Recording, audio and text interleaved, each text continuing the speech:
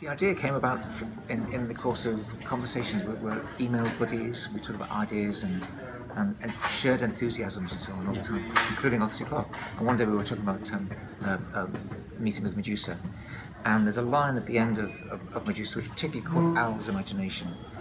It's a story of the exploration of Jupiter.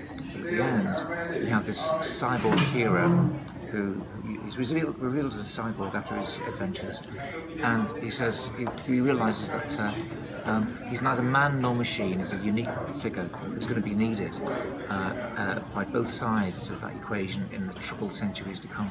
And the story ends there. Curtain. Fantastic, you know. Clarke never intended a sequel, but it was a way of opening up the universal story. Yeah. So, and that stuck in Al's mind for decades, I suppose. And so, and that was the seed of where it came from.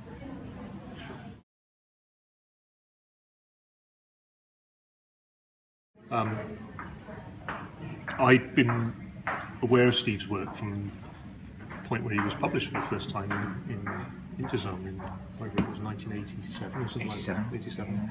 And he was Stephen Baxter. I'd always liked his work. I liked it from the outset, and I kind of followed his career. So it's been without getting too schmaltzy. I mean, first of all, the first nice thing was being able to call Steve a friend. Yeah.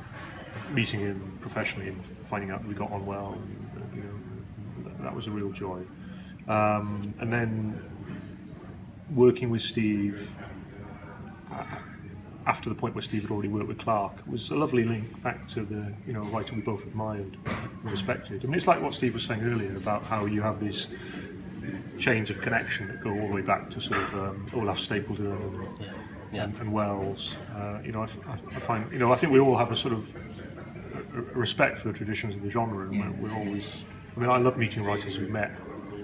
People like Fred Pohl or Hal Clement, I like the fact that the science fiction has that shared, a real rich family tree, a history.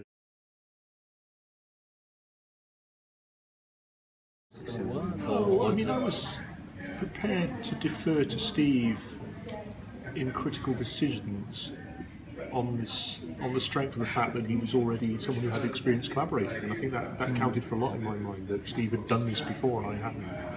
But it wasn't a master and slave relationship, but certainly I felt that Steve had a number of books under his belt that he'd done as collaborations, and he certainly knew what worked and what didn't in terms of the working relationship. I suppose that's true, actually, and this whole thing of breaking it up into episodes and then integrating them, it wasn't quite the way I worked with Terry, where there's more like plot lines.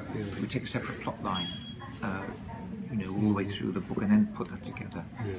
But that notion of plotting out roughly what you're going to do and looking for overlaps and gaps later.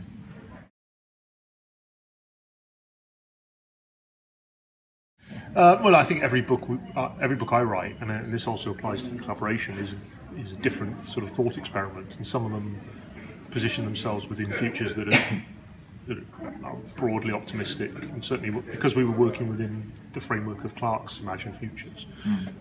Clarke was fundamentally an optimist, wasn't he? He was an optimist with sort of pessimistic, cynical overtones at times, but broadly he was an optimist, and I think we sort of both plugged into that mindset. Because we were writing about the troubled centuries, it was obviously there was going to be trouble, so we knew that there's going to be some difficulties, some choppy waters to navigate in the course of the book, but we did want it to broadly trend in a sort of optimistic direction.